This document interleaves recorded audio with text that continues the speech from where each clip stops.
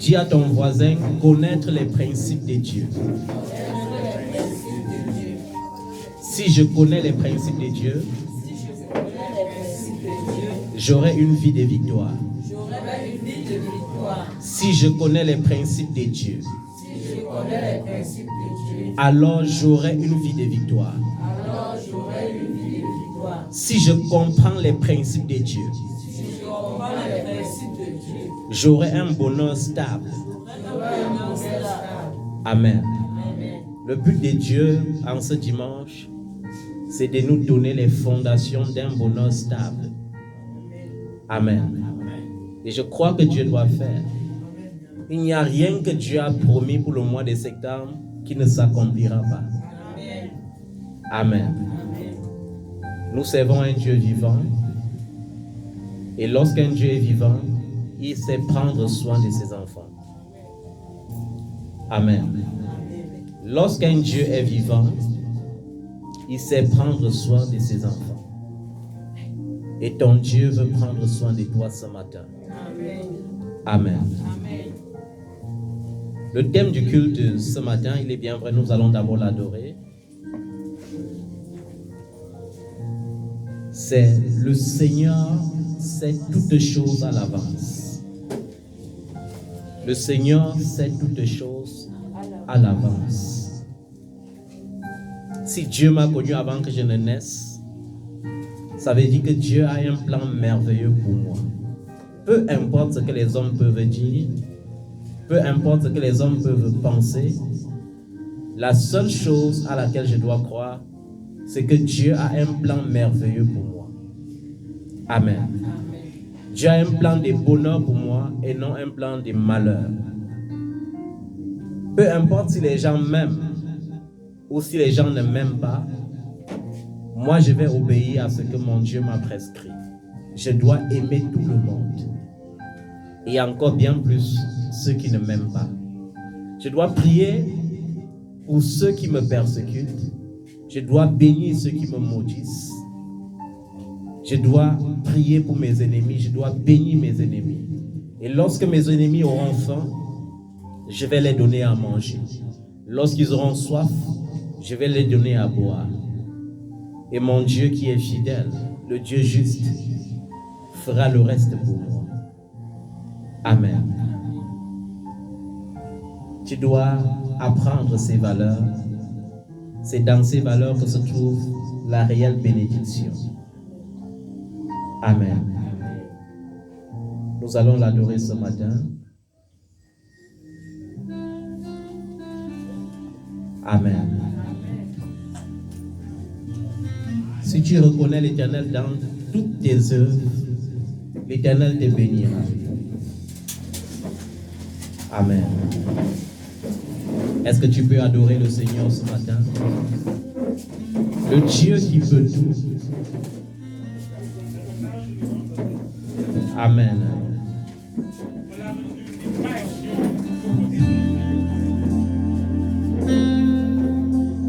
Seigneur, fais-moi voir ta gloire.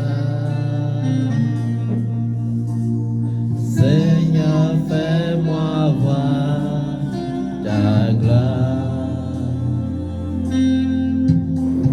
Seigneur, fais-moi voir ta gloire.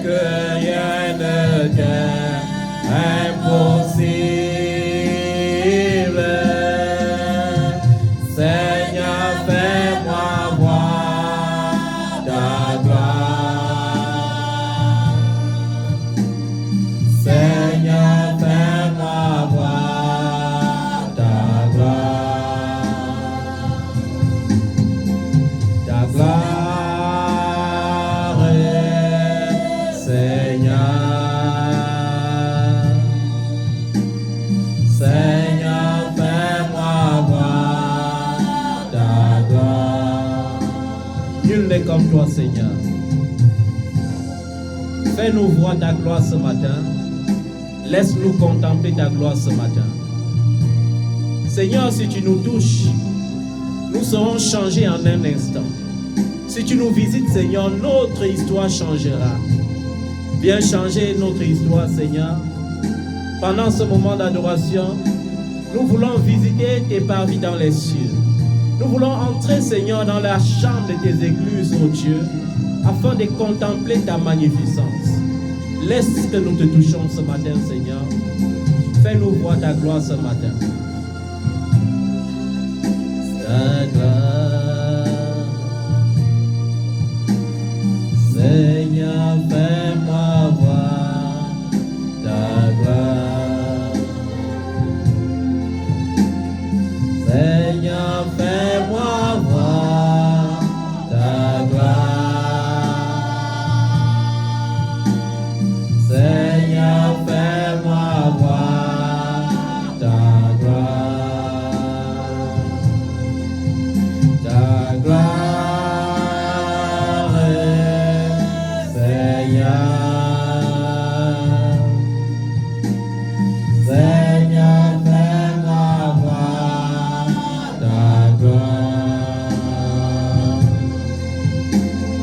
Seigneur, fais-moi voir ta gloire. Seigneur, fais-moi voir ta gloire. Nul n'est comme toi, Seigneur.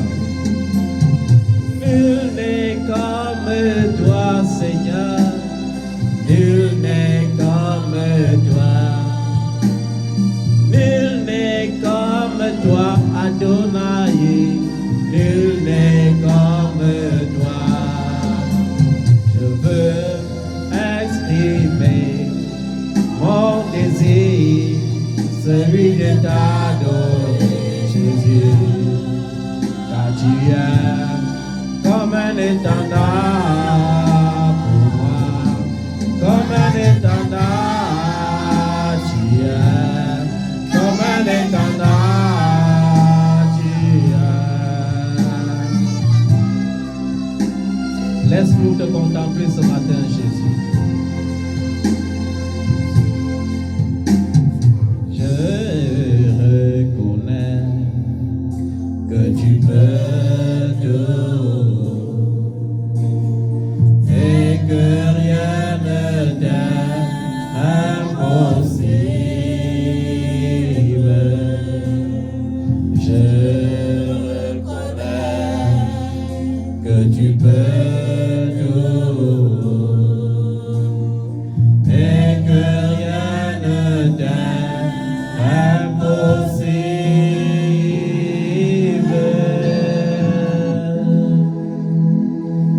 Amen.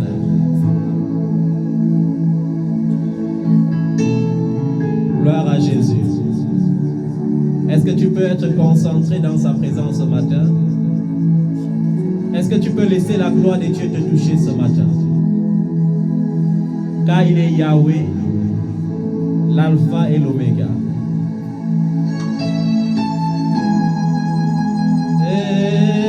You are Yahweh. Tu es Yahweh. Tu es Yahweh. Tu es Yahweh. Alpha, Omega. Tu es Yahweh.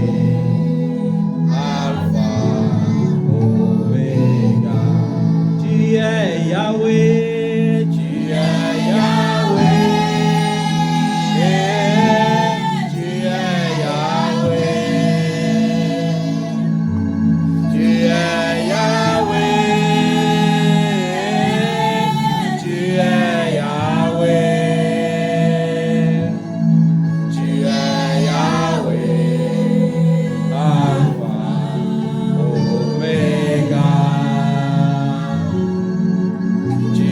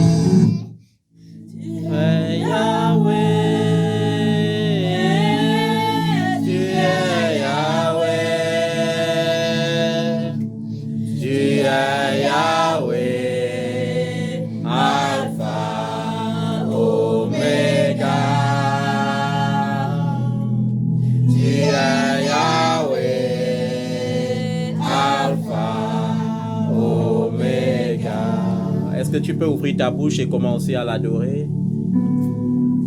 Lui, l'alpha et l'oméga, le commencement et la fin de toutes les choses. Lui, le Dieu qui te connaît depuis avant que tu ne naisses. Lui, le Dieu qui a prévu ton bonheur avant que tu n'arrives sur cette terre. Est-ce que tu peux l'adorer ce matin pour ses bienfaits quotidiens dans ta vie? Tu n'es pas mort, mais tu es vivant. Tu n'es pas hospitalisé. Tu n'es pas hospitalisé, mais tu es vivant et en bonne santé. Est-ce que tu peux l'adorer pour cela ce matin? Est-ce que tu peux l'adorer pour la grâce qu'il te donne? La grâce de sa protection sur sa vie? Est-ce que tu peux l'adorer ce matin? Merci Seigneur. Merci pour la santé. Merci pour la protection. Merci pour la bénédiction quotidienne. Merci pour tes bienfaits dans ma vie. Au nom de Jésus de Nazareth. Amen. Est-ce que tu peux prier avec moi ce matin avant ce culte? Dis avec moi, ce n'est pas un esprit de timidité que Dieu m'a donné. C'est un esprit de force. Un esprit de courage. Un esprit d'adoption. Et par cet esprit, je peux crier à bas mon Père. Je prends autorité ce matin. Que tout esprit de tiédeur dans ma vie, des tiédeurs dans ma vie d'adoration, des tiédeurs dans ma vie de méditation, des tiédeurs dans ma vie d'adoration et de louange, tout esprit de tiédeur dans ma vie de prière, soit lié maintenant au nom de Jésus-Christ. Que tout esprit qui s'oppose à mes prières soit jugé maintenant au nom de Jésus-Christ. Que tout esprit qui s'oppose à mon bonheur, qui s'oppose à mon épanouissement, soit jugé ce matin au nom de Jésus-Christ. Amen. Et vous avez vu que je rends grâce à Dieu pour quelque chose de particulier qui s'est passé hier. De nos jours, les hommes de Dieu marchent sur les tapis rouges. Quand ils descendent des voitures, on acclame. Mais la réalité, c'est que ça n'a jamais été toujours ainsi. Amen. Jésus a dit une chose à laquelle nous ferons mieux de prêter attention. Jésus a dit: vous aurez des tribulations dans le monde, mais prenez courage, j'ai vaincu le monde. Il dit: heureux serez-vous lorsqu'on vous persécutera à cause de mon nom. Je vous le dis en vérité, votre récompense sera grande dans les cieux. Amen. Amen. Il y a eu quelque chose qui s'est passé hier et qui a rejoui mon âme. Et c'est le thème de notre prédication de ce matin. Dieu sait toutes choses à l'avance. Parce que pour certains d'entre vous, peut-être, ce n'était pas prévu, mais c'était prévu ainsi. C'est pourquoi le Seigneur a permis qu'il y ait d'abord un temps de retard le matin. Parce que s'il n'y avait pas eu ce retard, alors le monde n'aurait pas témoigné que Jésus-Christ est Seigneur. Non, cela aurait été impossible. Mais Dieu a permis que nous programmons d'aller aux eaux du baptême à partir de 6 heures, mais qu'en réalité nous soyons aux eaux du baptême à partir de 8 heures pour que la gloire de Dieu se manifeste devant le monde. Bienheureux es-tu lorsque le monde est témoin de ton baptême, en même temps que les anges se réjouissent dans le ciel. C'est pourquoi avant le jour du baptême, pendant que vous étiez en train d'insister dans les prières, pendant la nuit des prières, j'étais en train de demander à l'ange d'aller se positionner dans les eaux du baptême. C'est pourquoi lorsque ces apprentis sorciers sont venus, ils ont plutôt prétendu qu'on était une menace pour leur totem. Et cela devrait te réjouir et te faire comprendre que tu as réellement participé à la mort et à la résurrection de Christ. Que les sorciers viennent te dire nos totems sont en danger, c'est quelque chose de merveilleux. Tu devrais te réjouir pour ça. Amen. Tu devrais te réjouir de ce que le Seigneur t'a donné la puissance sur la sorcellerie. Le Seigneur t'a donné la puissance pour soumettre les sorciers et leur sorcellerie. Amen. Amen. Je disais, de nos jours, les hommes de Dieu, lorsqu'ils ont des croisades, on étend les tapis rouges, on les accueille comme des présidents de la République. Mais je vais vous le dire en vérité. Jésus, en son temps de chair, était certes acclamé, mais très persécuté. Très persécuté par les grands de ce monde. Amen. Amen. Il n'y avait presque aucun jour où Jésus évangélisait sans se buter aux pharisiens, sans se buter aux sadduciens, sans se buter aux souverains sacrificateurs. Non. Et nous avons vu cela dans la vie de ses apôtres. La preuve, tous ces apôtres sont morts en martyrs. Les apôtres n'étaient pas des sujets d'acclamation. Lorsque le monde acclame ton évangile sans être transformé, il faut encore te questionner par rapport à ton type d'évangile. Est-ce que ton évangile est vraiment l'évangile de la croix? Parce que l'évangile de la croix ne peut pas être acclamé par le monde. Non, l'évangile de la croix, c'est quelque chose qui terrorise plutôt le monde. Amen. De nos jours, nous roulons dans les grosses voitures, on nous acclame, les grands hommes de Dieu, les glorieux hommes de Dieu. Mais Jésus a dit quelque chose. On vous persécutera à cause de mon nom. Quand l'évangile ne rencontre pas de persécution, c'est que l'évangile s'accommode avec les principes du monde. Et lorsque l'évangile s'accommode avec les principes du monde, l'évangile ne peut plus transformer le monde. Mais en réalité, le but de l'évangile de la croix, c'est de transformer le monde. Et lorsque le monde est transformé par l'évangile, le monde devient plus vivable, le monde devient plus beau, le monde devient plus agréable. Parce que là où il y a l'Esprit de Dieu, il n'y a plus d'hypocrisie. Là où il y a l'Esprit de Dieu, le peuple est affranchi. Là où il y a l'Esprit de Dieu, l'amour véritable existe. Et c'est ce dont l'Église a besoin de nos jours. L'Église n'a pas besoin des cris, des joies, d'acclamations, des « Oh, oh, Dieu m'a béni ». Non, Dieu t'a béni, mais est-ce que ton âme est sauvée? Dieu t'a béni, mais tu es réellement sûr? Es-tu réellement sûr que c'est Dieu qui t'a béni? Amen. Chaque bénédiction qui est suivie des chagrins ne vient pas de Dieu. La bénédiction qui vient de l'Éternel ne se fait suivre d'aucun chagrin. Je ne peux pas demander la grossesse à Dieu et Dieu me donne une grossesse qui va me tourmenter. Je ne peux pas demander les enfants à Dieu et Dieu me donne des enfants qui vont me tourmenter. La bénédiction qui vient de l'Éternel ne se fait suivre d'aucun chagrin. C'est pourquoi je veux te dire quelque chose de spécial ce matin. Jésus-Christ veut nous parler ce matin, bien-aimé. Il veut que tu saches qu'il a prévu toutes choses à l'avance et que rien n'arrive au hasard. Rien n'arrive sans la programmation du Dieu vivant. Amen. Face aux sorciers, tu as deux possibilités. Lorsque les sorciers se soulèvent contre toi par la persécution physique, tu as deux options. La première option, c'est garder le silence. Mais la deuxième option, c'est le jugement. N'hésite pas de les livrer quand il faut. L'apôtre Paul a livré Simon le malicien à 3 jours de cécité pour démontrer la puissance de Dieu. Amen. Amen. Il a livré. La Bible dit, autant que cela dépend de vous, soyez en paix avec tout le monde. Ça veut dire que si les gens viennent avec la paix, tu es libre d'apporter la paix.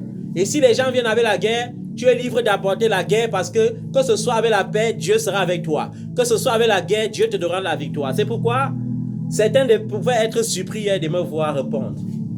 Je réponds parce que, je dois vous démontrer que je n'ai peur de rien. Je n'ai pas peur des gens qui peuvent toucher à ma chair et qui n'ont aucun pouvoir sur mon âme. Et j'ai même pitié d'eux parce qu'ils ne peuvent même pas toucher à ma chair. Amen. Amen. Parfois, il faut les démontrer. Vous savez, les sorciers sont les fans de ceux qui ont peur.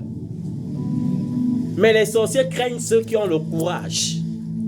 Et la Bible dit que ce n'est pas un esprit de peur que Dieu t'a donné. C'est un esprit de courage. Et par cet esprit de courage, tu dois être prêt à affronter. Parce que lorsque tu es prêt à affronter, ce n'est pas toi qui affrontes, c'est ton Dieu qui affronte. C'est pourquoi il ne pouvait pas comprendre ce langage. Je ne cherche pas la vie, je donne la vie. Jésus a dit, je donne la vie.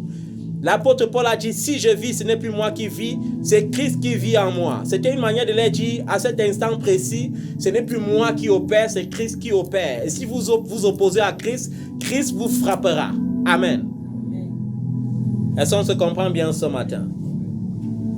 Et avant d'entrer dans la profondeur de ce message, je veux rentrer dans le préliminaire pour que les gens comprennent le préliminaire.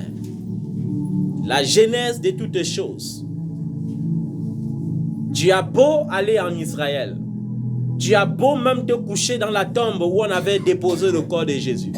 Tu as beau même t'envelopper de l'habit qui était sur Jésus avant qu'il n'aille à la croix. Si tu ne rencontres pas le véritable, tu ne peux pas être béni. Amen. Lorsqu'on rencontre le véritable, le Christ de la croix, c'est là où l'histoire change réellement. Lorsqu'on rencontre le véritable Jésus, qui n'est pas Jésus de la religion. Amen. Qui n'est pas Jésus que les gens citent sans connaître. Les apôtres ont dit, vous prêchez ce que vous ne connaissez pas. Nous, on prêche ce qu'on connaît. Et ce que nous prêchons, c'est Jésus. Jésus le Christ crucifié. Il faut orienter le peuple vers la croix. Parce que c'est la croix qui donne la victoire. Sans la croix, il n'y a pas de victoire possible. Même si tu jeûnes, même si tu pries, sans la croix, il n'y a pas de victoire possible. C'est pourquoi les vraies bénédictions avant d'arriver, le Seigneur te dirige lui-même d'abord vers le désert. Amen. Quand les véritables bénédictions veulent arriver dans ta vie, Dieu te fait passer par des moments où tu crois que Dieu n'existe plus. Dieu te fait passer par des moments où tu crois que tout est devenu difficile. Mais après, tu comprends que Dieu ne t'avait jamais abandonné. C'est lui qui dirigeait toutes choses. Amen. Amen. Nous allons toujours défendre Dieu. Il y a un somme spécial que Dieu m'a fait découvrir encore ce matin. La puissance de ce somme. Et c'est le thème central de notre message de ce matin, le psaume 139. C'est le résumé d'une histoire d'amour. Amen. Peu importe ce que les gens vont dire, peu importe ce que les gens vont prétendre, peu importe la haine que le monde peut te donner, l'amour de Dieu est suffisant. Amen. La grâce de Dieu est suffisante.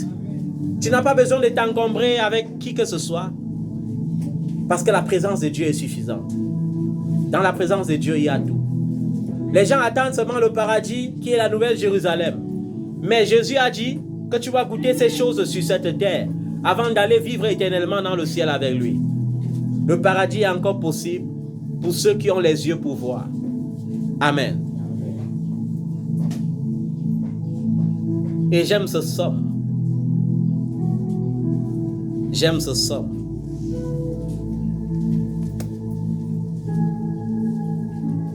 Dieu t'a connu avant que tu ne naisses. Dieu t'a connu lorsque tu étais encore une masse infime. Dieu t'a connu alors que tu étais encore ovule. Ovule non fécondé. Dieu t'a connu quand tu étais ovule fécondé.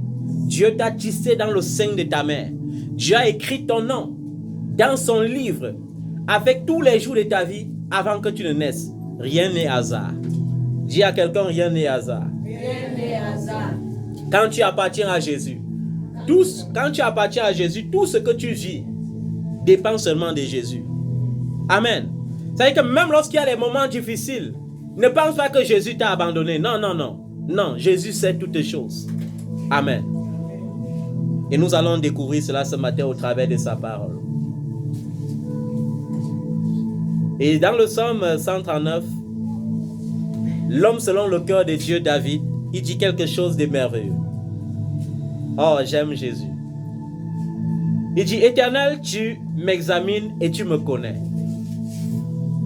Tu sais quand je m'assieds et quand je me lève. Oh, n'est-ce pas formidable? Dieu sait même quand tu t'assois. Il sait quand tu te lèves. C'est-à-dire que Dieu sait quand tu es fatigué.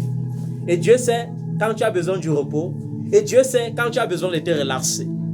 Amen. N'est-ce pas merveilleux de découvrir que Dieu se promène avec moi lorsque je me promène? N'est-ce pas merveilleux de savoir que Dieu est toujours à mes côtés même lorsque je sommeille et que je dors? C'est quelque chose de merveilleux. Les gens ont peur pour rien. L'esprit de peur ne doit plus exister dans ta vie. Amen. Il faut chasser cet esprit. Nous servons un Dieu vivant et efficace. Amen. Amen. Je n'ai plus peur de la maladie. Je n'ai plus peur du chômage. Je n'ai plus peur de la pauvreté. Je n'ai plus peur de la mort. Amen. Amen. Je n'ai plus peur de quoi que ce soit. Je n'ai plus peur des tribulations. Je n'ai plus peur du rejet. Dieu nous a comblés, bien-aimés. Il suffit seulement de croire. Dieu m'a fait découvrir quelque chose de merveilleux ces derniers jours. Dieu m'a fait comprendre que les gens souffrent parce qu'ils croient que la foi, c'est la magie. Non, non, la foi n'est pas la magie. La foi, c'est je crois et je vois la chose arriver. Amen. La foi. J'espère aux choses que je ne vois pas. Amen. Et ma foi pousse ces choses que je ne vois pas à arriver à l'existence. C'est ça la foi. Et quand je sondais la parole, j'ai constaté que tout le bonheur est centré dans la parole. Et qu'il suffit juste de croire à tous les éléments du sacrifice de Jésus-Christ. Et dès que tu commences à croire en cela, tu vois comment les choses qui dérangeaient ta vie commencent à disparaître automatiquement aussi parce que tu as cru. Oh, la souffrance, l'angoisse, la peur, le désespoir, non, cela ne doit pas être ton partage. Amen. Tu discernes de loin ma pensée. Oh, merveilleux. Dieu connaît même ma pensée. Il discerne de loin ma pensée. C'est pourquoi je vais te conseiller quelque chose, bien-aimé. Quand tu demandes à Dieu quelque chose, demande à Dieu la chose pour l'intérêt de Dieu. Parce que quand tu ne demandes pas pour l'intérêt de Dieu, avec Dieu on ne calcule pas, il connaît déjà. Il y a certains enfants qui m'appellent, qui mentent même quand ils sont bénis. Quand ils sont bénis, ils veulent te manipuler avec leur bénédiction. Ça veut dire qu'ils veulent te manipuler avec leur bénédiction. Ils veulent mentir. Or, ils ne connaissent pas que Dieu connaît même ce mensonge avant que ça ne sorte de leur bouche. Amen. Tu n'as pas besoin de mentir quand tu es béni, bien-aimé. Tu as besoin de vivre pleinement avec ta bénédiction comme tu veux. Parce que dans la parabole de l'homme riche qui se promenait un jour et qui a trouvé les gens au carrefour oisif et qui les a envoyés dans son champ, à la dernière minute, quand il a voulu payer le salaire de façon équitable, quand les gens qui avaient plus travaillé ont commencé à se plaindre, il a dit, mais c'est mon argent, je fais de mon argent ce que je veux. Quand Dieu te bénit, il te laisse aussi la possibilité de faire de ta bénédiction ce que tu veux. Donc quand tu ne veux pas donner à quelqu'un, ça ne vaut pas la peine de mentir. Dis-lui tout simplement, je ne veux pas te donner. Amen. Est-ce que ça se comprend bien? Parce que le mensonge ne vient pas de Dieu, le mensonge vient du diable. Amen. Dis à quelqu'un, le mensonge ne vient pas de Dieu. Le mensonge vient du diable. Amen. Le mensonge vient du diable. Et c'est vrai, bien-aimé. Le mensonge ne vient pas de Dieu. Amen. Je dis ça par rapport à certains enfants qui se sentent encore à l'aise dans le mensonge. Afin qu'ils comprennent que Dieu n'aime pas le mensonge. Je parle aux enfants et aussi je parle aux grandes personnes ici. Que vous sachiez que Dieu n'aime pas quoi? Le mensonge.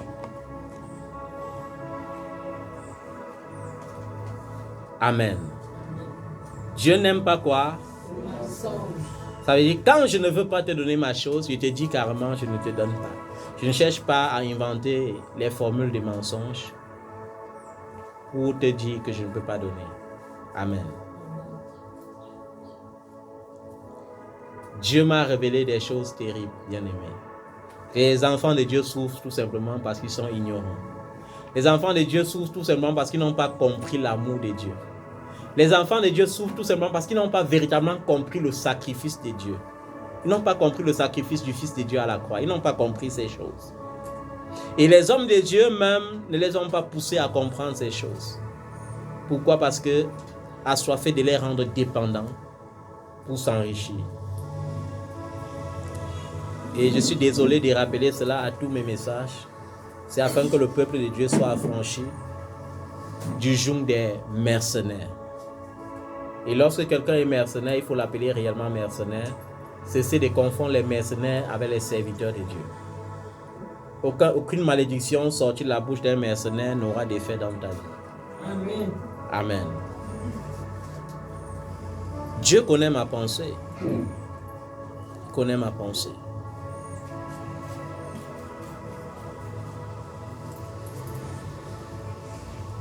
Tu sais quand je marche et quand je me couche. Et toutes mes voies te sont familières. Waouh! Toutes mes voies. Fait que, avant que tu ne penses faire, Dieu connaît déjà. Amen. Comment celui qui t'a créé ne doit pas te connaître? On peut cacher quoi à celui qui nous a créés? Amen. La parole n'est pas encore sur ma langue que déjà, Éternel, tu la connais entièrement.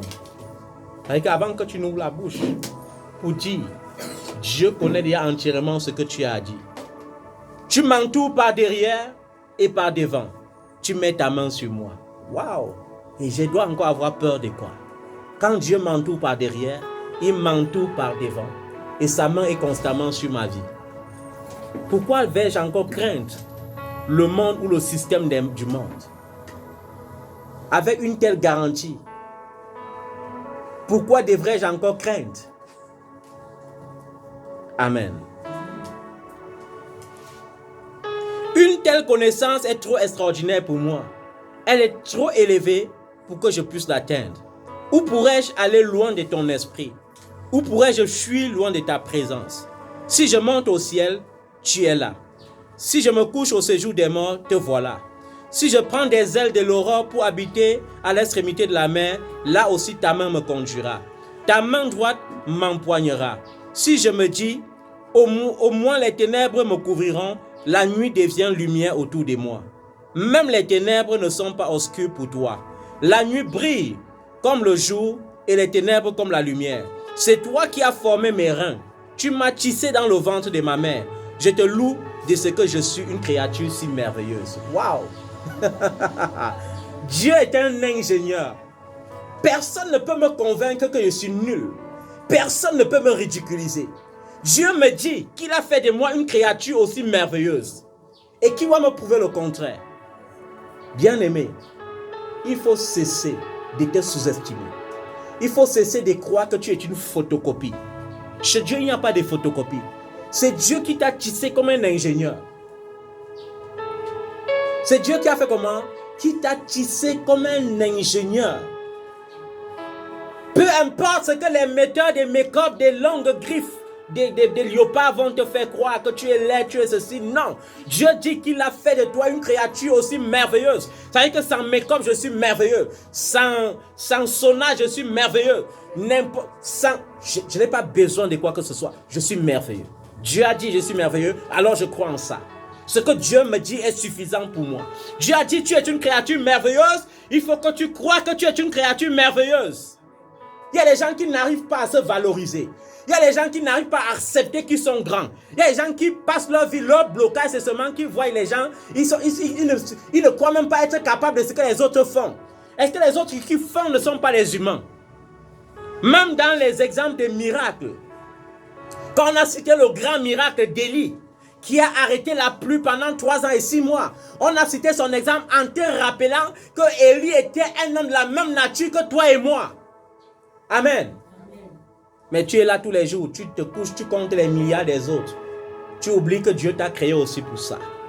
Tu comptes les maris des autres, tu oublies que Dieu t'a créé aussi pour être marié. Tu comptes les femmes des autres, tu oublies que Dieu t'a créé aussi pour avoir une femme. Tu comptes les enfants des autres, tu oublies que Dieu t'a aussi créé pour que tu aies des beaux enfants, des merveilleux enfants. Tu passes le temps à compter seulement le bonheur des autres, au point d'oublier ton propre bonheur. Il faut que cela change. Dieu a fait de toi une créature si merveilleuse. Ce que les autres vont dire ne vont plus servir à quoi que ce soit. C'est ce que Dieu dit qui est suffisant pour moi. Peu importe ma taille, Dieu, en me créant, avait prévu que ma taille sera telle qu'elle est. Amen. C'est-à-dire que Dieu savait que ma taille me convenait. Peu importe la couleur de ma peau, Dieu savait que la couleur de ma peau me convenait. Peu importe la couleur de mes yeux, Dieu savait que la couleur de mes yeux me convenait. Amen. Cesse de chercher ta beauté dans la beauté des autres. Cesse de chercher ta valeur dans la valeur des autres. Tu n'es pas en compétition sur la terre. Amen. Tu es sur cette terre pour vivre une véritable histoire d'amour avec ton Dieu. Tu es sur cette terre pour écrire une histoire que personne d'autre ne pourra écrire en dehors de toi, même pas ton enfant. Tu es sur cette terre pour écrire une histoire qui va impacter ta génération, une histoire qui va impacter le monde entier. Et tu es l'acteur de cette histoire et tu peux l'écrire. Amen. Tu peux l'écrire.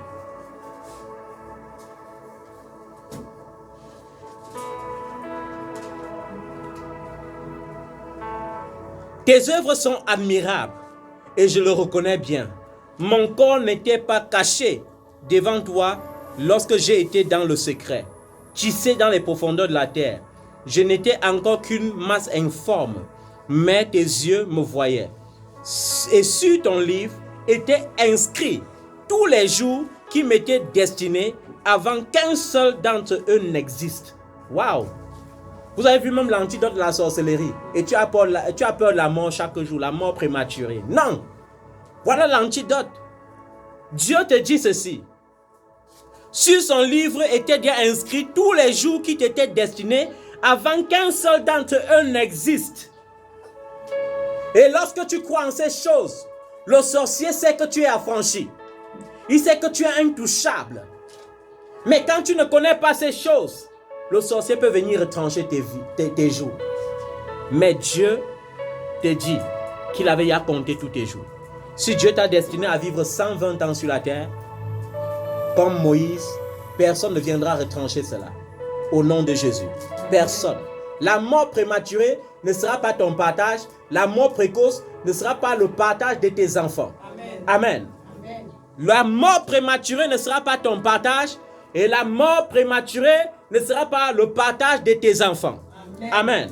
Parce que Dieu avait déjà inscrit les jours de leur vie dans son livre avant que même les jours-là n'existent.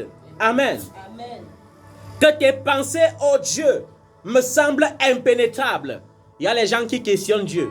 Les pensées de Dieu sont impénétrables. On dit que la folie de Dieu est plus sage que les hommes. Personne ne peut comprendre Dieu. C'est pour cela qu'on l'appelle Dieu. Amen. Que leur nombre est grand. Comment les compter? Elles sont plus nombreuses que les grains de sable. Je me réveille et je suis encore avec toi. Oh Dieu, si seulement tu faisais mourir le méchant. Waouh! Vous avez vu la prière d'un homme juste. Vous avez vu la prière de l'homme selon le cœur de Dieu. Il aimait dire, Seigneur, ôte le méchant de la terre. Cette terre est remplie de tellement de méchants. Et l'ennemi du bonheur, ce sont les méchants. Et qui est le méchant? C'est l'esprit que l'ennemi a mis dans certains hommes. C'est pourquoi ne prie pas seulement pour détruire la méchanceté, mais prie pour que l'esprit de méchanceté délivre les hommes qui ont été créés à l'image et à la ressemblance de Dieu. Parce que Dieu ne désire pas la mort d'un pécheur, il désire la repentance du pécheur. Amen. Amen. Mais tu dois savoir, bien-aimé, qu'il y a deux types de méchants. Il y a le méchant qui peut être amené à la repentance. Il y a le méchant qui doit être conduit à la mort. Et ce genre de méchant, on l'appelle le fils de la perdition. Un fils de la perdition ne se repent jamais. Il est qualifié pour la méchanceté. Il a été créé pour la méchanceté. Son rôle sur la terre, c'est l'ingénierie du mal. Quand il dort, il pense seulement au mal qu'il va faire le lendemain. Quand il se réveille, il pense au mal qu'il va faire toute la journée. Il ne peut pas se repentir. Et ce genre de méchant, lorsque Dieu te révèle, livre-le. Livre-le, bien-aimé. Ôte le méchant de la terre. Oh Dieu, si seulement tu faisais mourir le méchant, homme sanguinaire, éloignez-vous de moi. Ils parlent de toi pour appuyer leur projet criminel. Vous avez vu, le méchant n'est pas seulement celui qui est caché parmi le monde. On te parle ici du méchant qui se cache dans l'église. Quand il parle du nom de Dieu, c'est pour appuyer ses projets criminels. C'est pourquoi aujourd'hui, on est surpris de voir les hommes de Dieu qui font des crimes rituels.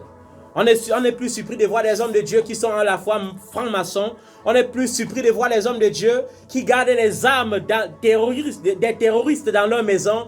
On est plus surpris de voir les hommes de Dieu qui ont des gants des bandits. On est plus surpris de voir des hommes de Dieu, des mercenaires déguisés. Et Jésus a prévenu ces choses. Il a dit, ils viendront en vêtements des brebis. Au fond, ce sera des loups ravisseurs. Et le roi David dit ici, Seigneur, ôte ces genres de personnes du milieu de ce monde. Ôte-les du milieu de ton église, Seigneur. Amen. Ils parlent de toi, ils parlent de Dieu pour appuyer leur projet criminel. Ils viennent avec l'évangile déguisé. Ils s'appuient sur ce que tu vis. Ils s'appuient sur ton désespoir. Ils font un semblant de créer l'espoir en toi, mais au fond, leur seul désir, c'était de te dépouiller. Ils n'ont aucun souci de ton âme. Ils n'ont aucun souci de ton devenir. Ils n'ont aucun souci du fait que tu seras heureux demain ou pas. Leur but seulement, c'est le dépouillement. Que le Seigneur ôte ces gens des criminels de ton chemin. Qu'il les ôte de ta vie.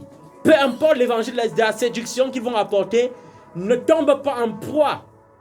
Ne sois pas la proie. La proie de tout vent de doctrine. Il y a des enfants que leur seul problème, c'est que lorsqu'ils écoutent n'importe quelle doctrine et que ça allait déflatter un peu, ils se connectent seulement sur ça. C'est un danger. Il y a beaucoup d'évangiles de séduction dans cette génération.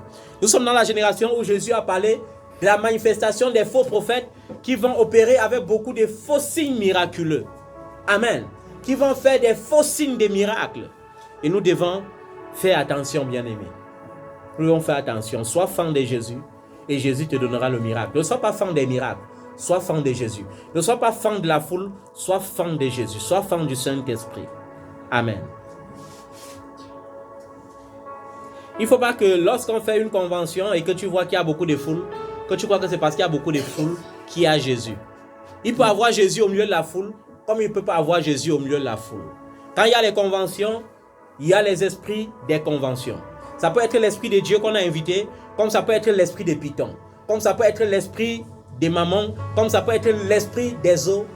Bien-aimé, demande à Dieu de te donner le discernement de l'esprit. Amen.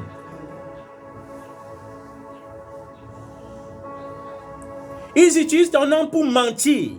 Eux, tes ennemis. Éternel, comment ne pourrais-je pas détester ceux qui te détestent? C'est pourquoi les gens sont toujours en train de croire que je juge. Je ne juge pas. Je déteste leurs projets.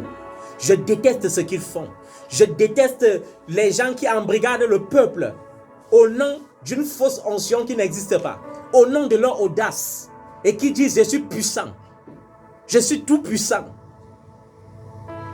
Et le peuple qui a soif de voir les solutions est obligé aussi de se soumettre en sa toute puissance.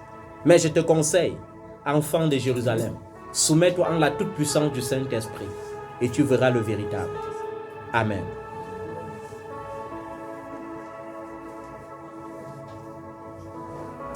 Je déteste de façon absolue, je les déteste de façon absolue, ils sont pour moi des ennemis. Examine-moi, ô Dieu, et connais mon cœur. Mets-moi à l'épreuve et connais mes pensées. Regarde si je suis sur une mauvaise voie et conduis-moi sur la voie de la vérité. Telle devrait être ta prière au quotidien. Seigneur, regarde si je suis sur une mauvaise voie et conduis-moi sur la voie de la vérité. Seigneur, regarde si je suis sur une mauvaise voie et conduis-moi sur la voie de la vérité. Telle devrait être ta prière chaque matin. Telle devrait être ta prière chaque soir. Seigneur, regarde si je suis sur une mauvaise voie et conduis-moi sur la voie de la vérité. Il y a même certains enfants qui sont les enfants de la rébellion. Les enfants de la rébellion sont les enfants qui ont la démangeaison d'écouter les choses qui vont sucrer dans leurs oreilles. Ils veulent seulement que tu les dises seulement ce qui va les plaire. Ils veulent seulement te contrôler de manière à ce que tu ne les dises jamais la vérité. Et lorsque tu leur dis la vérité, ils s'éloignent de toi comme si tu étais devenu la peste. Mais je vais te conseiller, dis toujours la vérité. Ne dis jamais les choses aux gens pour les plaire. Dis les choses telles que Dieu t'ordonne de dire. Si quelqu'un est dans le mensonge, dis-lui tu es dans le mensonge. Ne lui dis pas quelque chose pour lui séduire dans le but de lui garder. Non, s'il veut partir, qu'il parte. Mais dis la vérité. Parce que c'est la vérité qui a affranchi. La Bible dit d'ailleurs, ne participez pas aux œuvres des ténèbres. Au contraire, condamnez-les. Amen. Ne participe jamais au péché de quelqu'un. Si une femme adultérienne vient vers toi, dis-lui, tu es dans l'adultère. Si un homme pratique l'adultère, dis-lui que tu pratiques l'adultère. Ne dis pas les choses pour les flatter dans le but de les garder. Non. Dis-leur la vérité. Amen. C'est la vérité qui a affranchi. Ne participe pas au péché d'autrui. Il y a les chrétiens qui ont pour habitude d'aller d'homme de Dieu en homme de Dieu, parce que quand tu pars là-bas, on te dit la vérité, tu fuis, tu pars là-bas, On te dit le mensonge, tu restes un peu. Le jour quand tu dis la vérité, tu fuis encore, tu pars là-bas. Il y a les hommes de Dieu qui voient. La Bible dit, vous les reconnaîtrez par leurs fruits. Tu vois bien un homme de Dieu qui produit les fruits de Satan. Et tu continues à l'appeler homme de Dieu, daddy. On ne sait même pas si on vous a maudit ou bien si vous êtes né fruit de la malédiction à la fois. Comment tu peux voir un homme de Dieu qui séduit les gens par le mensonge et qui pratique les œuvres des ténèbres ouvertement? Et il te menace avec l'évangile de la peur, tu continues d'avoir peur de lui. C'est lui qui devrait avoir peur de toi si tu as réellement Jésus. Amen. Et je veux que nous rentrons dans le vif du sujet de ce matin. Dieu connaît tout à l'avance. Et lorsque tu connais cette vérité et lorsque tu vas commencer à pratiquer cette vérité, tu vas voir comment le réel miracle va s'installer dans ta vie, dans tous les domaines. Dieu n'a pas prévu seulement pour un seul domaine. C'est pourquoi lorsque Jésus est mort, il est descendu aux enfers. Aux enfers, il a visité le séjour des morts pour nous donner le pouvoir, même sur tout esprit des morts qui nous menaçait. Amen. Et lorsque tu connais ces choses, tu es affranchi. Je ne connais pas quel est ton problème, bien-aimé. Mais je veux que tu saches que le Seigneur connaît toutes choses à l'avance. Il connaît toutes choses à l'avance. Il connaît toutes choses à l'avance. Dis à ton voisin, Jésus connaît mon problème. Jésus connaît mon problème. Dis avec conviction, Jésus connaît mon problème. Jésus connaît mon problème. Il n'est pas seulement la solution, mais il connaît mon problème à l'avance. Il n'est pas seulement la solution, mais il connaît mon problème à l'avance. Amen. Et nous devons rentrer dans la genèse du sacrifice du Fils de Dieu à la croix. Parce que tant que tu ne comprends pas ce sacrifice, ta vie ne peut pas changer.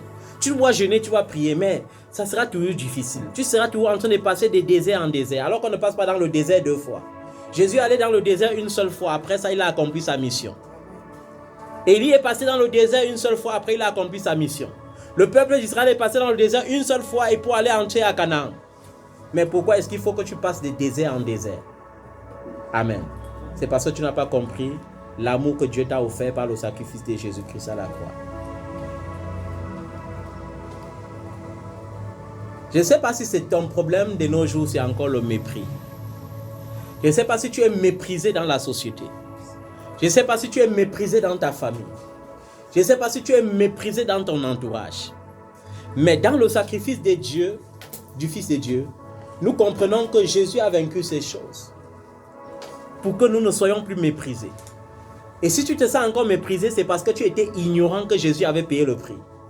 Mais à partir d'aujourd'hui que tu comprends que Jésus a payé le prix, le mépris doit disparaître automatiquement de ta vie. Et il suffit juste de croire. Et cela est justifié par la parole de Dieu. Dans Isaïe 53.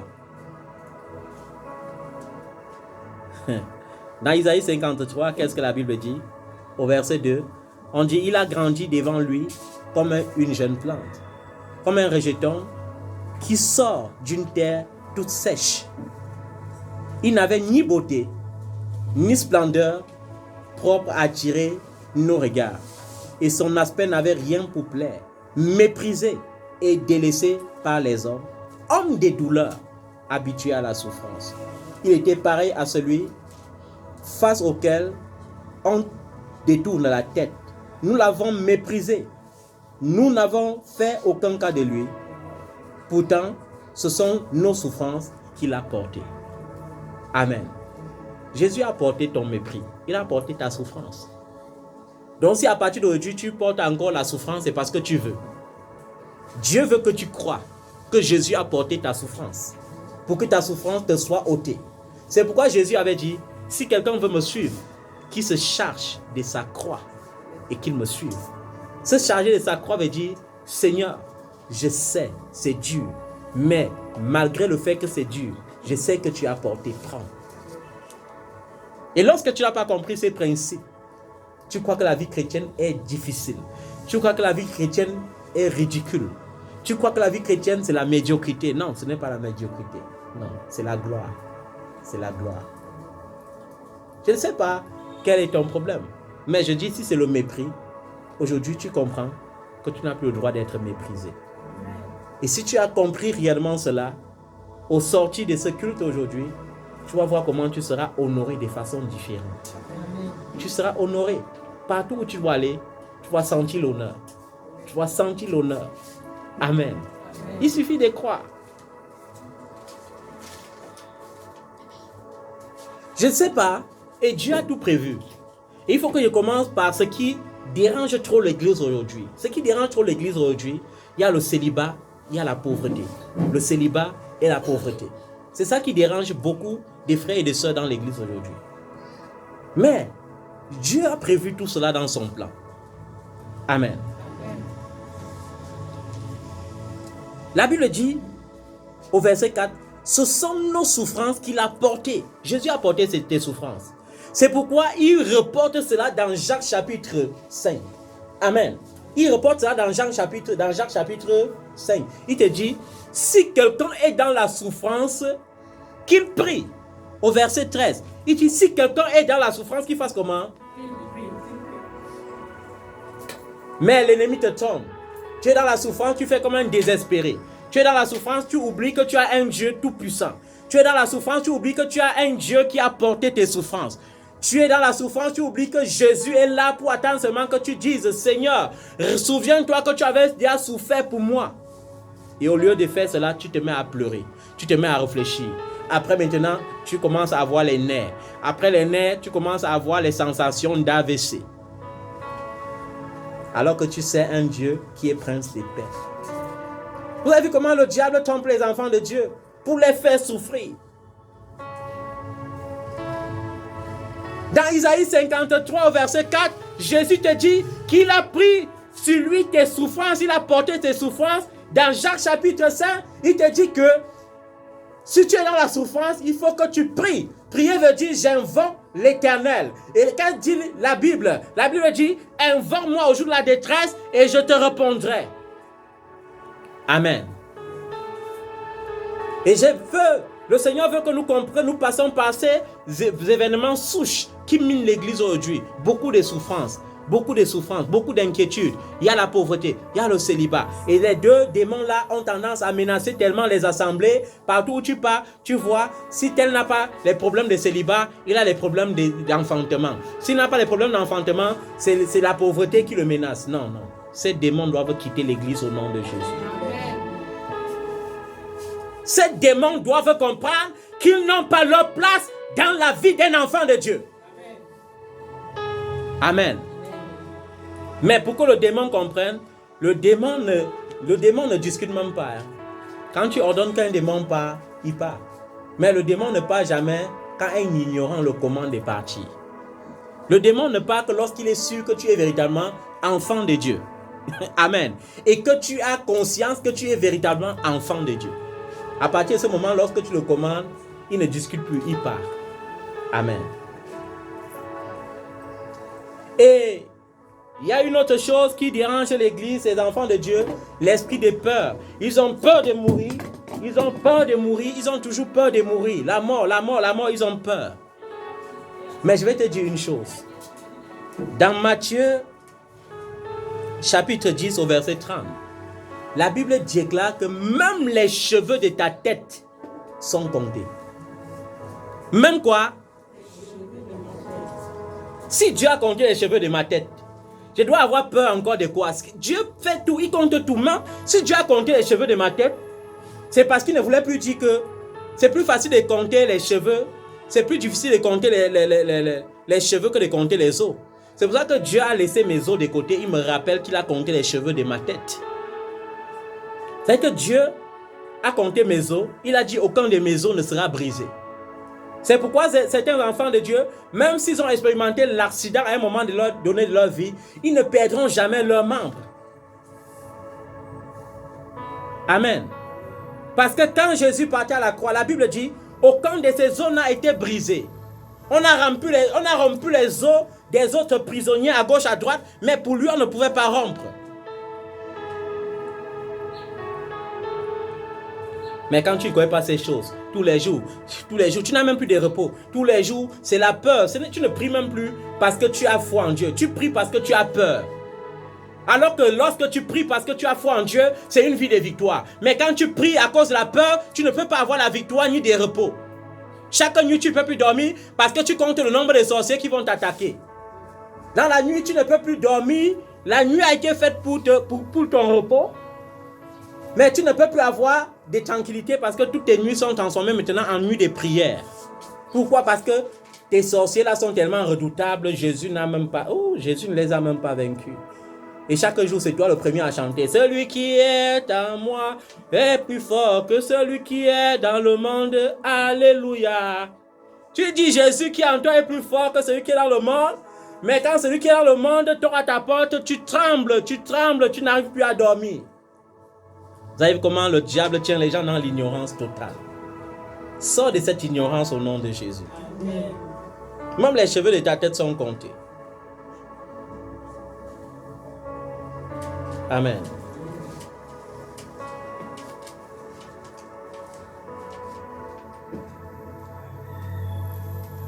Et concernant le démon de la pauvreté, Dieu l'a justifié dans Isaïe 53, il l'a encore justifié dans 2 Corinthiens chapitre 8 au verset 9. Qu'est-ce que la Bible dit? Car vous connaissez la grâce de notre Seigneur Jésus-Christ, qui pour vous s'est fait pauvre des riches qu'il était. Il n'y a aucune richesse infinie qui soit au-dessus, qui puisse être au-dessus de l'infinité richesse de Jésus-Christ. Mais on dit des riches qu'il était. Amen. Il s'est fait pauvre afin que par sa pauvreté, vous fussiez enrichis. Et vous avez même vu le temps verbal. Vous fussiez. Et que depuis la fondation, Dieu a prévu que tu sois riche. Depuis la fondation. Avant que tu ne sois créé, avant que tu n'existes, il avait prévu. Christ s'est fait pauvre afin que vous fussiez enrichis. Mais quand tu ne connais pas ces choses, oh, la vie au Cameroun est dure.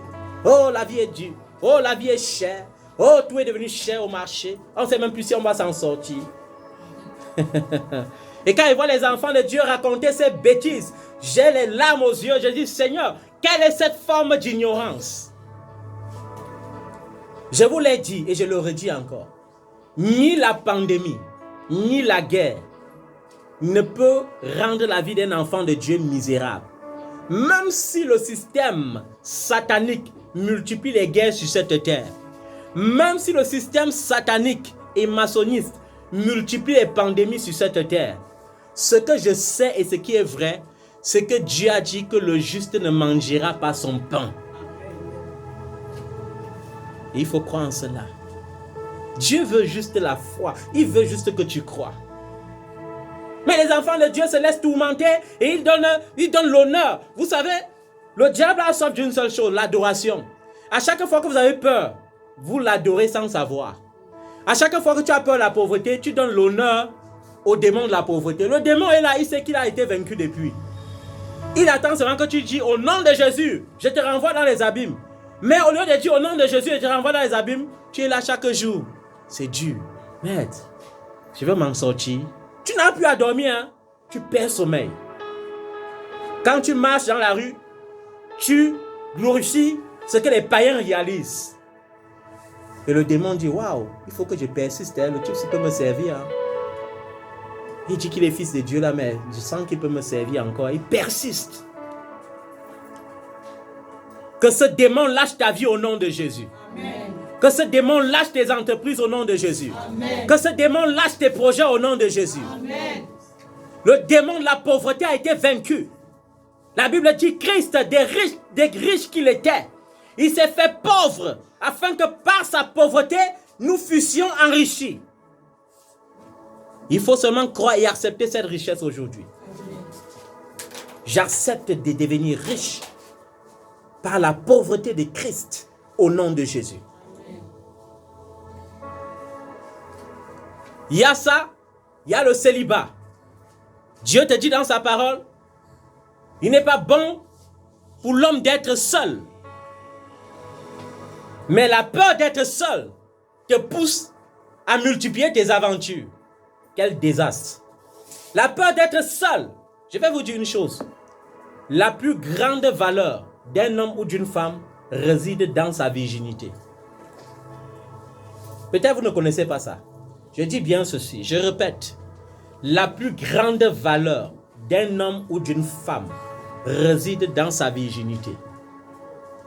C'est pourquoi dans la loi de Dieu, dans l'ancien temps, la Bible dit que même si c'était par viol qu'une femme perdait sa virginité, on devrait arrêter le coupable et soit le coupable allait la prendre directement pour femme contre la dot exigée.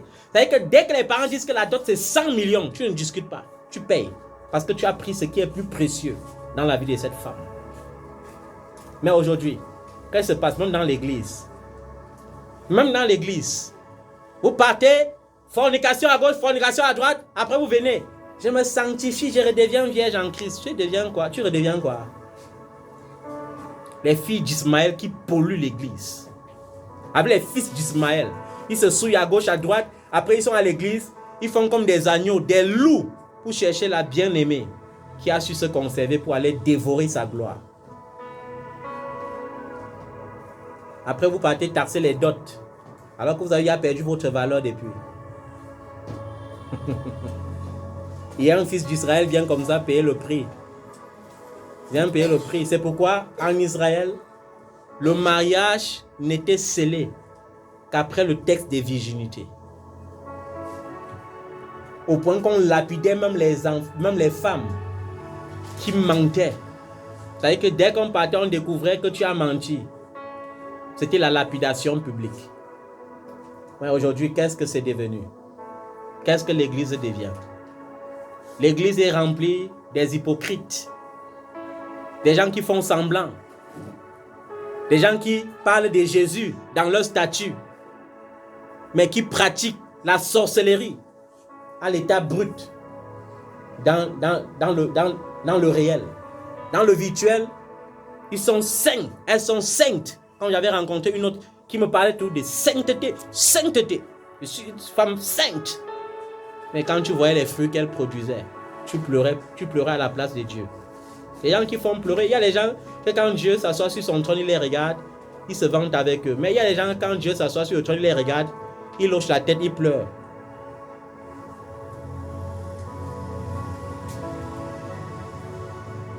Dieu t'a demandé de croire. On n'aide pas Dieu. On n'aide pas Dieu. Ce n'est pas parce que les choses font semblant de traîner que cela veut dire que le bonheur ne doit pas arriver. Maintenant, quand tu ne sais pas attendre, tu ne sais pas attendre parce que tu n'as pas dit à Dieu. Quand tu vois que les choses traînent et que ta pensée commence à te faire croire que ça traîne, va dans l'intimité avec Dieu, vers celui qui maîtrise le temps et dis Seigneur, tu sais toutes choses avant le commencement. Tu connais même la fin avant le commencement. Seigneur, maintenant je te supplie, donne-moi la révélation du temps de mon accomplissement. Il va te donner. Mais au lieu de faire ça, les gens veulent aider Dieu. Et pour aider Dieu, qu'est-ce qu'on fait? On se marie et on continue de demander les mariages. Oui, c'est ça qui se passe dans l'église aujourd'hui. Le pasteur ne sait même pas que vous vivez dans le concubinage. Vous êtes dans le concubinage, mais à l'église, vous jeûnez, vous dérangez l'homme d'autrui, vous demandez le mariage à Dieu. Qui vous a dit que les gens mariés doivent encore se marier? Vous êtes mariés et vous demandez le mariage. De qui se moque-t-on? Vous voyez comment le diable trompe les gens? Le diable trompe les gens.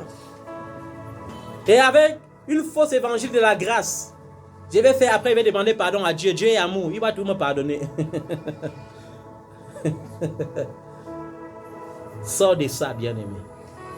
Je vous l'ai dit et je le redis. Certains blocages dans le mariage, ce sont tes relations. Tes relations anti-mariage que tu entretiens. Amen. Tu as des relations anti-mariage et tu désires te marier. Non, ça ne fonctionne pas comme ça. Parfois, ce ne sont plus les sorciers. Ce sont souvent d'accuser les sorciers. Oh, mon oncle m'a bloqué. Oh, ma tante m'a bloqué. Oh, mon grand-père m'a bloqué. D'autres accusent, ma mère m'a bloqué. Il est bien vrai, la sorcellerie n'a pas de règles. On ne refuse pas, même une mère peut bloquer. Parce que la sorcellerie n'a pas de règles. Mais je dis parfois, ce n'est même plus la sorcellerie. Parce que tu es en Christ. La sorcellerie est inactive dans ta vie. Tu es en Christ, les démons tremblent devant toi. Maintenant, quel est ce démon de célibat qui persiste? Le démon du célibat qui persiste encore souvent, ce n'est pas le démon qu'il faut lier et chasser. C'est parfois toi-même qui es devenu ton propre démon par tes relations. Amen. Tu demandes à Dieu le mariage. Mais tu vis avec quelqu'un, tu couches avec quelqu'un et tu veux savoir si c'est ton mari. Tu vis avec une femme, tu couches avec elle et tu veux savoir si c'est ta femme. Mais c'est la sorcellerie. C'est la sorcellerie. Si tu as à consommer, c'est ta femme. Vis avec elle. Ne cherche plus à déranger Dieu avec. Comment tu peux faire tes choix et aller encore dire à Dieu de choisir à ta place? Amen. Que ce démon de célibat cesse de menacer vos vies au nom de Jésus. Amen. Que ce démon de célibat cesse de menacer vos vies. Mettez juste de l'ordre dans vos vies. Dieu ne vous a pas destiné au célibat. Mettez juste de l'ordre dans vos vies. Et le mariage doit arriver. Quand tu es pressé, le diable t'accompagne, non? Quand tu es pressé, il peut même te prendre, il peut même te convaincre que tu es né pour être quatrième femme.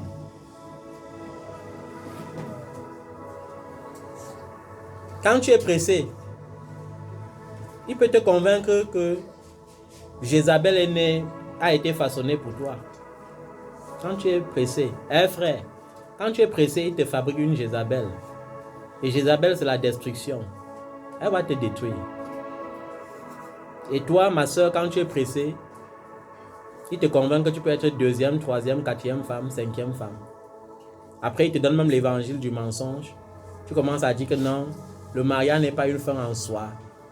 Mieux, je fais juste mes enfants. Dieu ne t'a pas créé juste pour faire tes enfants. Les enfants sont un package.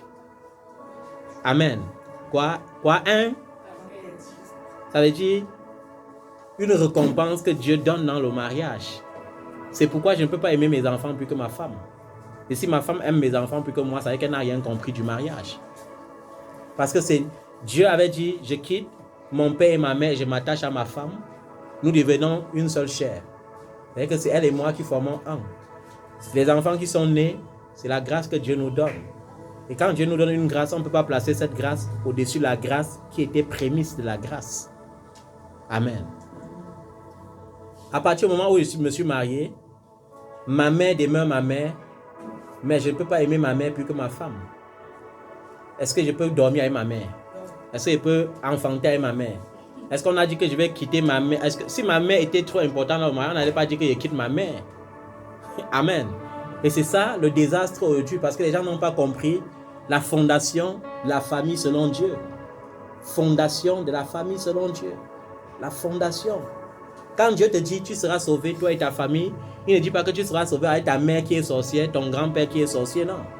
Il dit tu seras sauvé, toi et ta postérité, toi et les enfants qu'il doit te donner. Amen. Est-ce qu'on comprend bien ça, bien-aimés?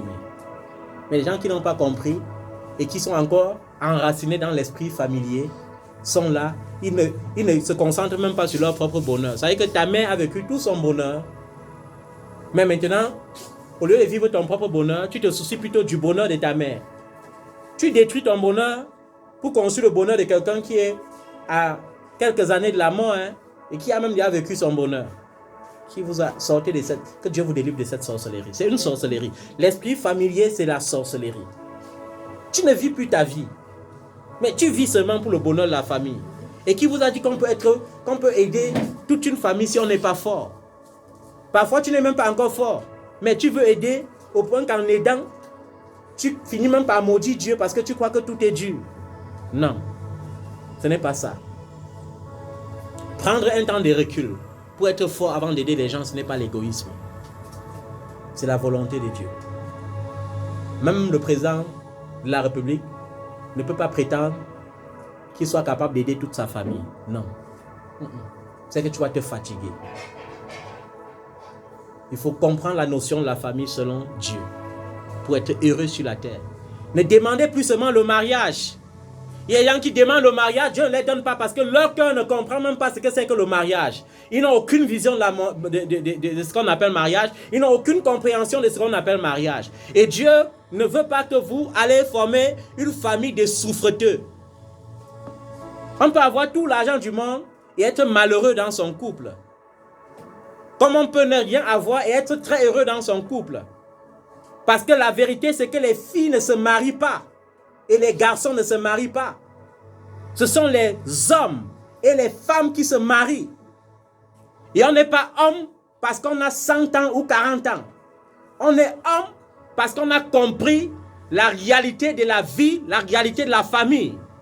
On est femme parce qu'on a compris ce que c'est que la soumission, ce que c'est que la vertu.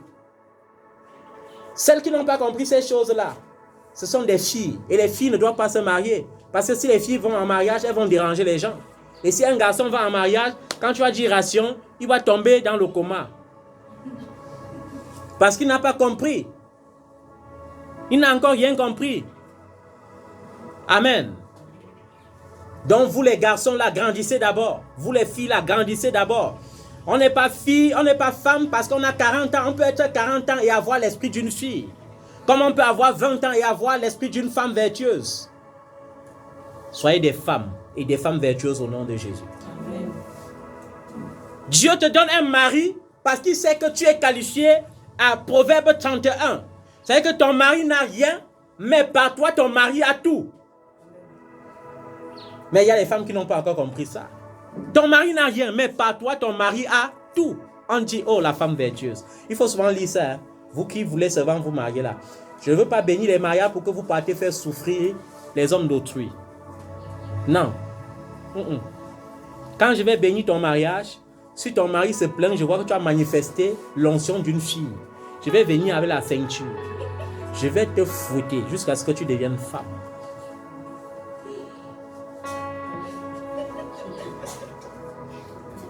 Amen.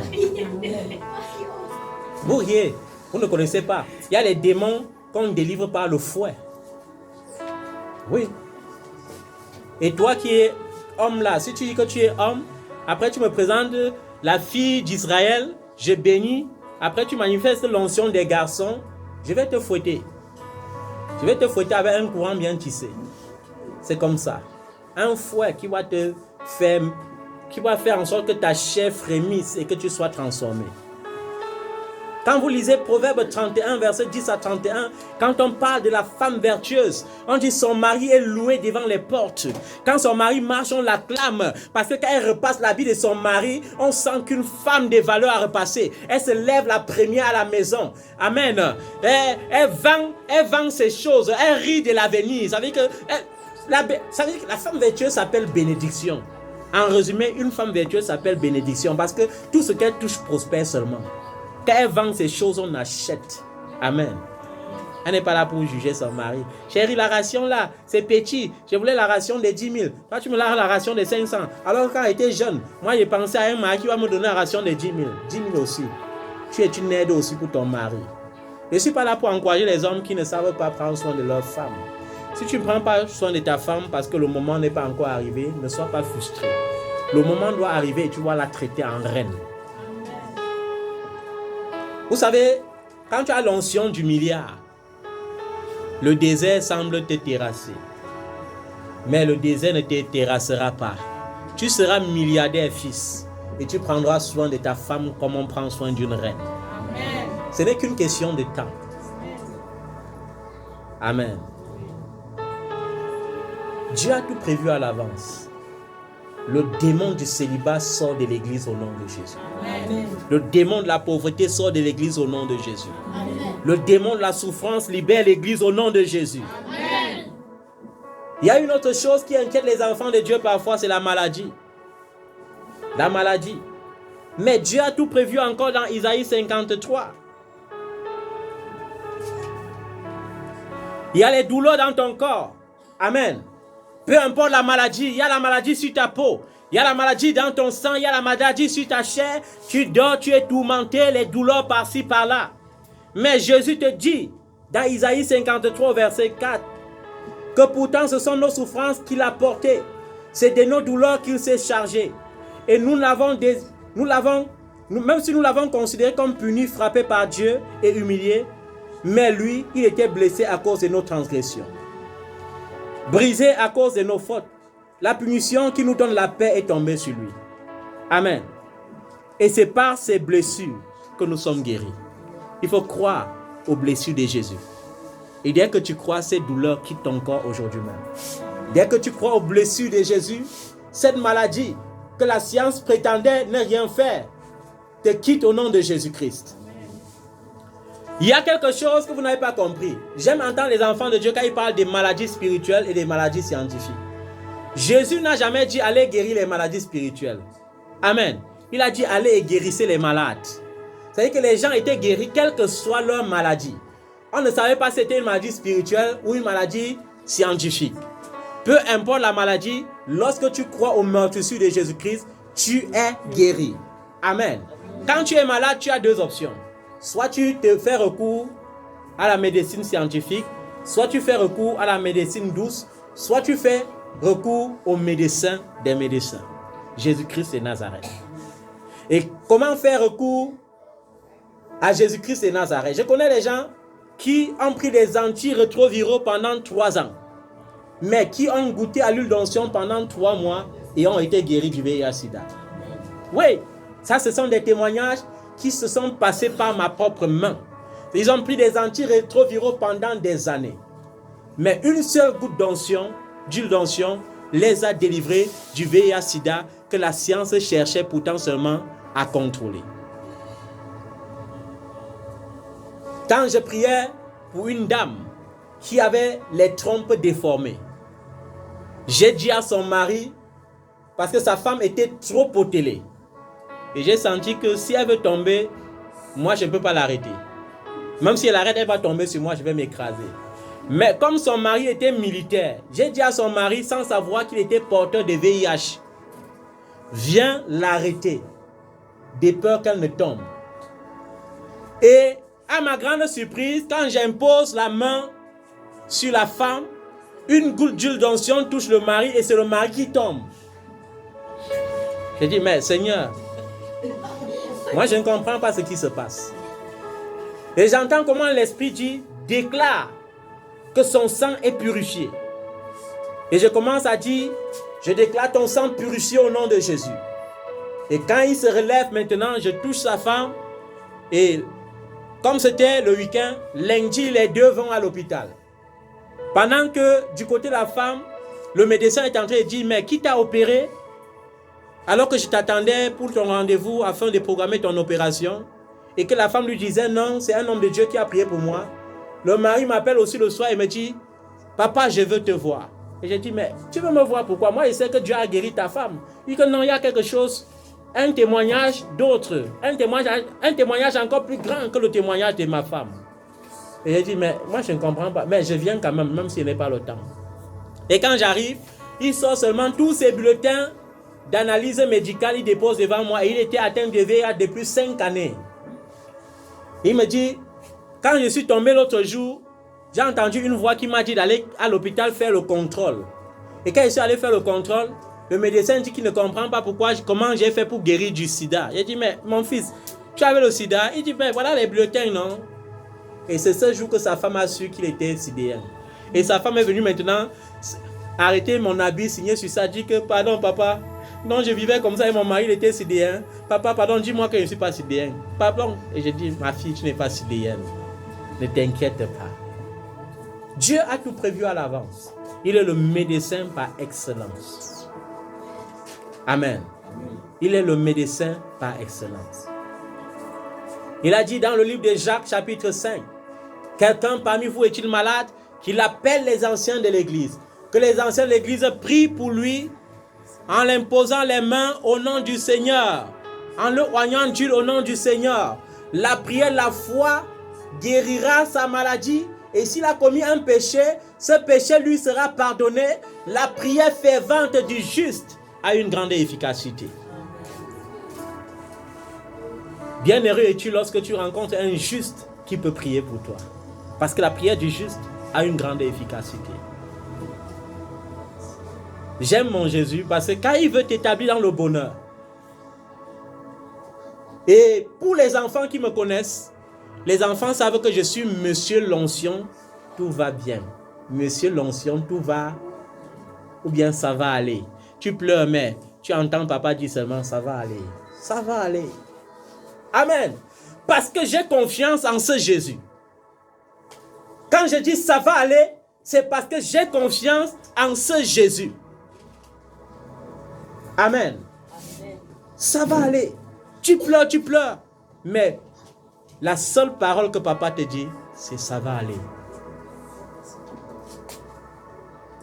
Parce que je sais que qu'il vente ou qu'il neige, ça va aller. Ça fait semblant de prendre du temps, mais après tu te rends compte que non, Dieu façonnait un bonheur merveilleux. Un bonheur qui va t'étonner toi-même. Vous savez, quand un miracle n'arrive pas à t'étonner, même si ça étonne les autres, ça veut dire que tu n'es pas encore béni. Il y a des miracles, quand ça arrive dans ta vie, ça t'étonne d'abord toi-même. Tu dis, mais, donc je pouvais atteindre ce stade-ci. Et je viens annoncer à quelqu'un que cette année 2022, tu dois vivre cela au nom de Jésus. Amen. Cette année 2022, tu dois vivre cela au nom de Jésus-Christ. Amen. Je dis encore, ce mois de septembre n'est pas encore clôturé. Il y a encore des bonnes nouvelles qui vont arriver dans la vie de quelqu'un. Amen. Il y a encore des bonnes nouvelles qui vont arriver dans la vie de quelqu'un. Amen. Les gens qui ont confondu prophétie et divination vont toujours souffrir. Les prophètes dans le Nouveau Testament n'ont pas besoin de fonctionner comme les voyants fonctionnaient.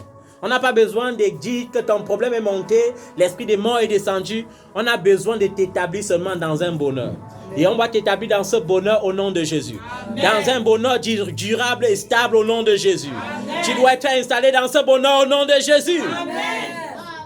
Le démon de la maladie doit quitter ta vie. Le démon de la maladie doit quitter l'église. Le démon de la maladie doit quitter le corps de tes enfants. Amen. Dieu t'a demandé juste de croire et de comprendre le sacrifice de Jésus-Christ à la croix. Quand tu restes, lis encore Isaïe 53, comprends encore Isaïe 53, rentre encore dans le psaume 139, lis encore et comprends et confesse, je suis une créature merveilleuse. Une créature merveilleuse. Tu n'as pas besoin de me dire que je suis beau. Tu n'as pas besoin de me dire que je suis merveilleux. Dieu me l'a dit et c'est suffisant. Je suis sûr d'une chose. Je ne juge pas les gens. Mais c'est une chose, c'est que même dans l'église aujourd'hui, il y a certaines sœurs qui sont elles-mêmes convaincues qu'elles se transforment en hyène et en chat tigre. Elles ne se sentent pas bien dans ça, mais elles veulent quand même faire parce qu'elles se disent que c'est en faisant comme ça qu'elles vont se marier. Je ne refuse pas de mettre les faux ongles, mais il y a les faux ongles qui effrayent. Je ne sais pas si les hommes ont aussi les yeux comme moi. Comment tu peux mettre les ongles qui ont la taille ici? C'est pour manger comment? C'est pour repasser les habits comment? C'est pour... Ça veut dire que tu montres toi-même aux hommes que tu es une femme adamique. Vous savez, les femmes adamiques ne savent rien faire, non? Elles ne savent pas travailler, elles savent seulement dépenser. Les femmes adamiques ne savent pas repasser les habits. C'est pour ça qu'elles mettent les ongles comme ça, à la taille ici. Elles ne peuvent même pas te nourrir. Donc, elle prend la cuillère, elle veut mettre la nourriture dans ta bouche, les griffes, les ongles viennent d'abord te piquer la joue. Vous voyez, on rit, mais c'est la réalité.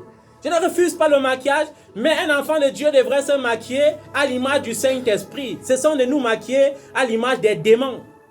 Comment ton maquillage n'est pas différent du maquillage des gens que je vois dehors là et tu dis que tu es enfant de Dieu? Non, ne nous moquons pas de Dieu, mon frère. Ces vérités doivent se dire. Même si vous n'aimez pas, je vais dire. Où sont encore les femmes naturelles comme Sarah avec les beaux cheveux naturels? On n'arrive plus à avoir les cheveux naturels. Tout maintenant, c'est seulement la perruque, avec des longues mèches. Vous savez que vous détestez tellement les cheveux que Dieu vous a donné, que vous partez supplier les morts qu'on coupe leurs cheveux, on vient vous coller sur vos têtes, vous peignez, vous balancez. Ah, le blanc ne rêve pas d'être noir, mais le noir rêve tout d'être blanc. Je ne comprends pas ces choses, on ne comprend pas.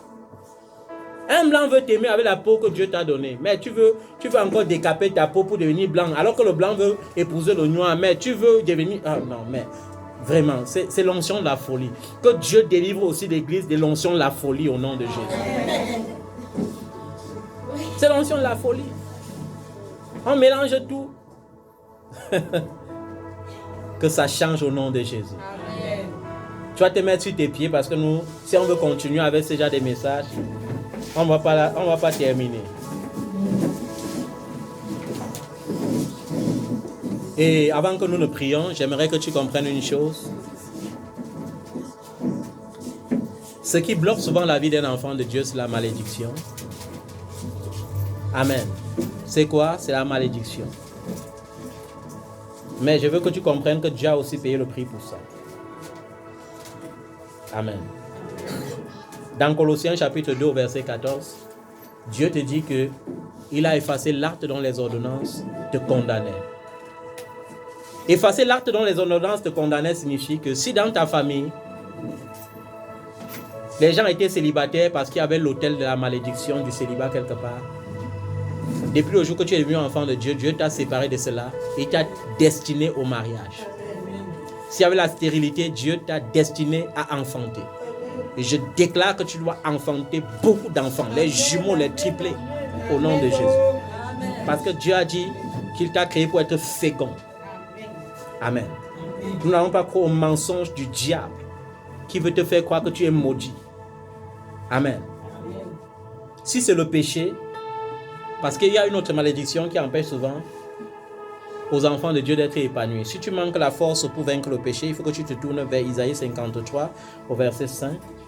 La Bible dit, mais il était blessé pour nos péchés et brisé par nos iniquités. Et le châtiment qui donne notre paix a été sur lui. Et par ses meurtrissures, nous sommes guéris. Amen. Dans 2 Corinthiens 5, verset 21, Dieu dit, celui qui n'a pas connu de péché, il a fait devenir péché pour nous, afin que nous devenions en lui justice de Dieu. Dieu a fait de Jésus péché, pour que nous devenions en Jésus justice de Dieu. Je ne sais pas quel est ce péché qui persiste dans ta vie, mais reçois le pouvoir de vaincre ce péché aujourd'hui au nom de Jésus. Amen. Reçois le pouvoir de vaincre ce péché aujourd'hui au nom de Jésus. Amen. Dis avec moi, il n'y a plus de condamnation au nom de Jésus. Il n'y a plus de condamnation au nom de Jésus. Aucune condamnation qui me condamne à la pauvreté. Aucune condamnation qui me condamne à la pauvreté. Aucune condamnation qui me condamne à porter les douleurs dans mon corps. Aucune condamnation qui me condamne à porter les douleurs. Aucune condamnation qui me condamne à vivre dans les souffrances. Aucune condamnation qui me condamne à vivre dans les souffrances. Aucune condamnation qui me condamne à vivre avec les maladies. Aucune condamnation qui me condamne à vivre avec les maladies. Aucune condamnation qui me condamne à vivre dans la pauvreté. Aucune condamnation qui me condamne à vivre dans la pauvreté. Aucune condamnation qui me condamne à vivre dans la vie du célibat. Aucune condamnation qui me condamne à vivre dans la vie. Aucune condamnation qui me condamne à vivre la vie non féconde. Aucune condamnation qui me condamne à vivre la vie non féconde. Jésus a effacé Jésus a effacé tout acte qui me condamnait tout acte qui me condamnait à vivre dans la stagnation. à vivre dans la stagnation. Jésus a effacé l'acte qui me condamnait à vivre avec les maladies.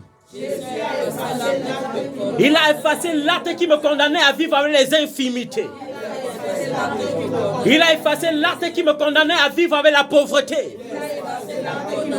Il a effacé l'acte qui me condamnait à vivre le célibat. Il a effacé l'acte qui me condamnait à vivre dans le chômage. Il a détruit cet acte en le clouant à la croix. Il a détruit cet acte en le clouant à la croix. Je suis libre au nom de Jésus. Je suis libre. Je confesse ma liberté au nom de Jésus. Je déclare mon mariage accompli. Je déclare l'enfantement accompli. Je déclare le travail accompli. Je déclare le succès accompli. Je déclare la victoire accomplie. Au nom de Jésus.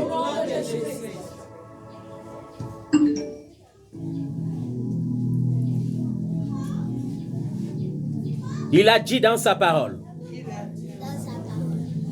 qu'il n'y a plus aucune condamnation pour ceux qui sont en Jésus-Christ.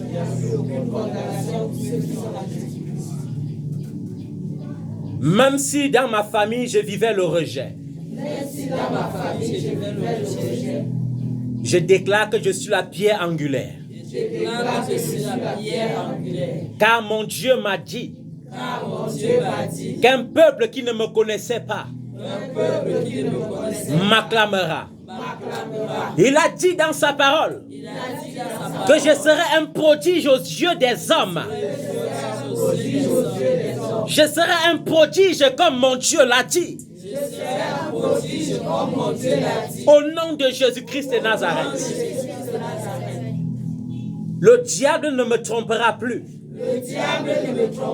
Il ne me séduira plus. Je suis fils de Dieu par la foi. Et ce qui est né de Dieu a triomphé du monde. Je triomphe de tout ce qui menaçait ma vie. Je triomphe du rejet. Je triomphe du ridicule.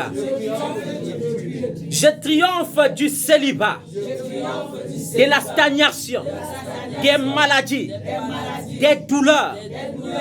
Au nom de Jésus.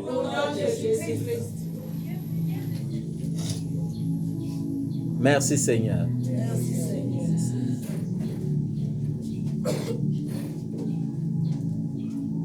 Merci Jésus. Tu as dit que je dois croire. Je crois Seigneur. Et si je ne crois pas comme il faut croire, viens au secours de mon incrédulité. Au nom de Jésus. Au nom de Jésus-Christ. Amen.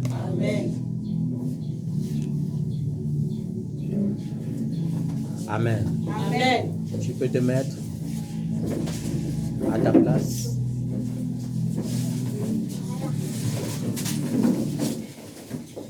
Et tu vas être joyeux ce matin. Amen. J'ai dit à quelqu'un d'être joyeux ce matin. Amen. Parce que quand on est béni, on va croire qu'on est joyeux. Elia, Elia, Elia, j'attendrai jusqu'à ce que ta gloire descende. Elia, Elia, Elia, j'attendrai jusqu'à ce que ta gloire descende. J'attendrai jusqu'à ce que ta gloire descende. Papa, montre-toi, montre-toi, tel que tu es. Jésus, montre-toi, montre-toi, tel que tu es. Nayokayo, namasango, lelo namunayo. Jésus, montre-toi, montre-toi, tel que tu es. Rabbi, montre-toi, je veux te voir, tel que tu es. Seigneur Jésus, nous te disons merci. Merci Seigneur, parce que lorsque tu libères ton peuple devient réellement libre. Seigneur, merci pour la libération. Merci Seigneur pour la liberté. Merci Seigneur pour la bénédiction. Merci pour la révélation. Au nom de Jésus. Amen. Est-ce que tu peux acclamer la parole de Dieu ce matin?